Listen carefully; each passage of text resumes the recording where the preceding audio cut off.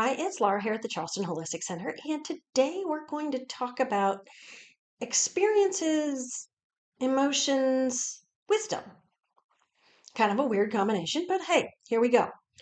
And before we get started, I do want to thank all of those of you who have joined recently. If you like the channel, please like, subscribe, send it to your friends, you know, that whole deal. Thank you. All right, into this idea of experiences, emotions, and wisdom. So, we have experiences. They can have an emotional charge. The ones that we remember actually do. We really don't remember experiences that don't have much emotional charge. It's gone, right? So, if you have an experience and it has a negative emotional charge, and then you keep thinking about that, your brain doesn't know the difference between it happening when it did and happening now. So it's like you're doing it all over again. And so you're really setting up that same chemical response in your body that you got when the experience happened the first time. And you're hardwiring that in your brain so that it becomes start the thought, run the whole chain.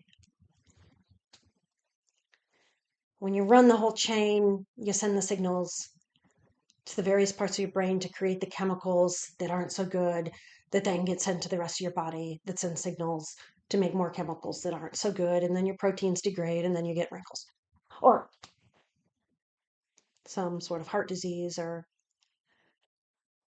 your liver doesn't function really as well, or your kidneys aren't doing so good, or you get a urinary tract infection, or your guts don't do well, whatever it is that it attacks on you.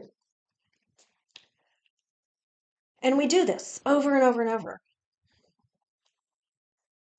until it is so hardwired that just even a hint of whatever it is sends us down this chain, and we do this terrible thing to our body.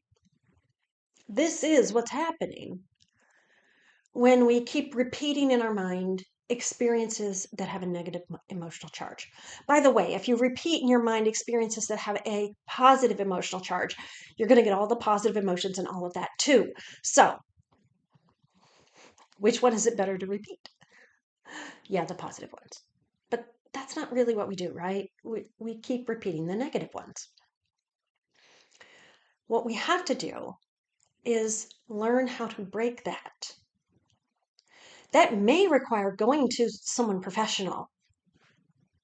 Hey, some of this stuff is tough. It may just be you catching yourself and being very mindful and being like, wait, no, this is not happening now, and I do not need to experience this. I do not need to do this to my body. Cut. Right? Right. Yeah. So let's work on this, on really catching ourselves when we start this chain that we've got going, and stop it. Now, if it takes you 5 minutes into it to stop it, if it takes you 2 hours, if it takes you 2 days, it doesn't matter. Stop it. If, like I said, if you need to go to a professional to work on how to do this, and if it's gone to a trauma, okay, please, just maybe not that. And you just keep repeating stupid stuff in your head. Work on being mindful of catching it. And again, if you don't catch it till 2 days later, you caught it. If it takes you 2 hours, you caught it. If it takes you 2 minutes, you caught it. And that's the really great thing. And then you have to let the charge go. Sometimes that's the hardest bit, right? Letting the emotional charge go. And you have to figure out how that works for you. I can't tell you how to do that because that's a very personal thing. So you got to figure out how that works for you. Again, if you're getting professional help, ask about this.